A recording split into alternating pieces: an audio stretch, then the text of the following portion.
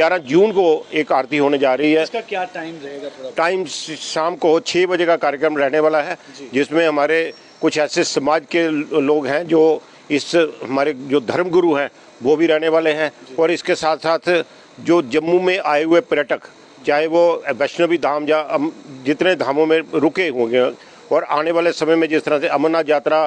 जब बूढ़ा अमरनाथ यात्रा जो शुरू होने वाली है, वहाँ के भी लोगों को हम कोशिश करेंगे लाने का प्रयास करेंगे। हम इसको मंदिरों की धरती कहते हैं जम्मू को, और मंदिरों की धरती के अंदर ऐसा वातावरण भी तो हो, ऐसा वातावरण लाने का प्रयास कर रहे हैं कि हम आरती के माध्यम से एक वातावरण को देने का प्रयास करेंगे। शुरू में हमारी जो कॉरिडोर बना था, ये रघुनाथ जी के मंदिर के आसपास के जितना भी क्षेत्र है, जिसमें हमारे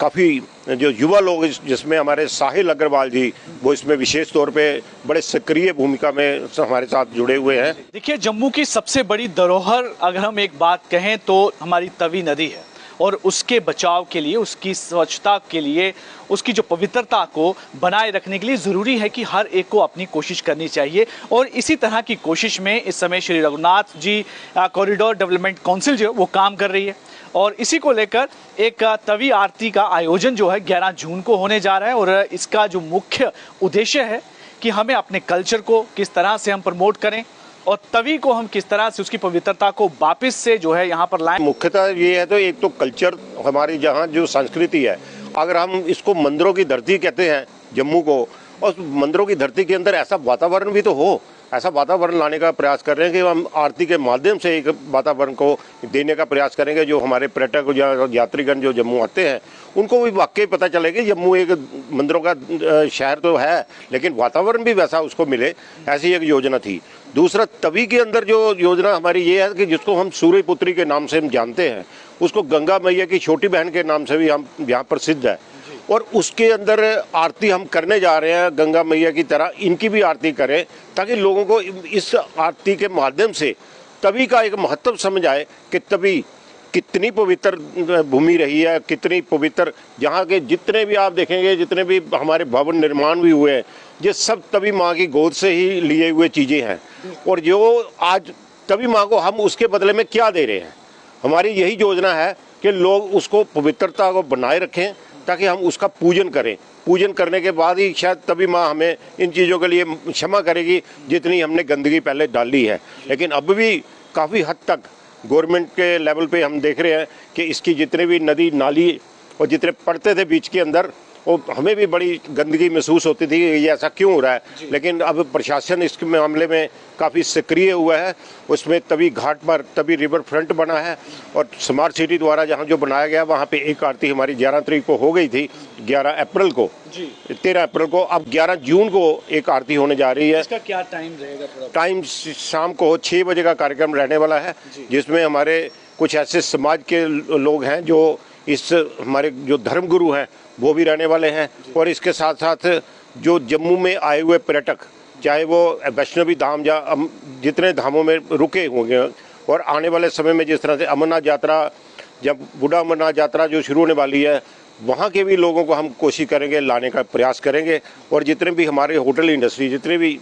जम्मू के अंदर, शहर के अंदर, या स्टेशन की तरफ या गांधीनगर की तरफ, वहाँ पे जो लोग रुके होंगे, उनको भी इस आरती के अंदर लाने का एक प्रयास है। नहीं, बिल्कुल सही कहा। लेकिन अभी भी क्या जिस तरह से ज़रूरत है कि हमारे यहाँ पर जैसे नदी नाले तो गिरते ही हैं, खासकर नाले बहुत गिरते हैं, और उसके साथ हमारे कूड़ा प्रबंधन का भी बहुत ज़रूरी है कि उस पर फोकस हो। तो आम लोगों को तो अवेयरनेस की ज़रूरत ही है, तो कहीं प्रेशर डाल रहे हैं आप कंसर्न अथॉरिटी पर भी, भाई इन चीज़ों से अब छुटकारा दिलाइए? बिल्कुल, उसमें जम्मू नगर निगम है, वो इस ओर बड़ा विशेष तौर पर ध्यान दे रहा है। उसमें मैं प्रशंसा करूंगा हमारे जो इस वक्त के आयुक्त हैं, जो कमिश्नर जम्मू म्यूनसिपल कॉरपोरेशन, वो इन छोटी छोटी चीज़ों को बड़ी बारीकी से देख रहे हैं कि किस तरह से कि छोटा सा एक कागज़ का टुकड़ा भी नदी के अंदर ना जाए। हमारी एक योजना है, मैंने आपको थोड़ा सा उदाहरण के तौर पे बता दूं, हम पिछले दिनों जब देखें बॉम्बे के अंदर कितना बड़ा एक कार्यक्रम होता है गणेश विसर्जन का, वहाँ पे विसर्जन में भी वहाँ बहुत बड़े बड़े कलश की तरह से उन्होंने समुद्र के किनारे लगाए होते हैं, ताकि सिर्फ भगवान की मूर्ति का ही विसर्जन हो, उसमें चुनरी हो, कपड़े हो, हार हो, फूल हो, वो भी समुद्र के बीच में ना जाए। समुद्र को पवित्र रखने का भी एक उनकी वहाँ के महाराष्ट्र के लोगों का एक ऐसी संकल्प है जो उनकी जीवन दानी है समुद्र। और इस तरह से हमारे जीवन दानी हमारी जो तभी माँ है वो उसका भी हम वैसे ही तुलना करते हैं। तो हमारी भी ये योजना है, हमारे जितने 4 ब्रिज हैं उन चारों ब्रिजों के चारों मुखों के पर वहाँ भी बड़े बड़े कलश की योजना हम कोशिश कर रहे हैं जो जमुना नगर निगम लगाए, जिसमें 2000 लीटर की जैसे पानी की टैंकी होती है उस टाइप की एक कलश की योजना बनाई है कि हम उस वहाँ कलशों को लगाएं ताकि ये जम्मू की पवित्रता, इस जो लोग फूल विसर्जन भी करते हैं वो जहाँ और भी कोई गंदगी डालने का प्रयास करता है वो भी ना डाले। हमारी कोशिश यही रहेगी कि तभी को इस तरह से पवित्र बनाया जाए, जैसे आप गंगा मैया को देखते हैं वैसे इसकी भी एक पूजन के माध्यम के लोगों को एक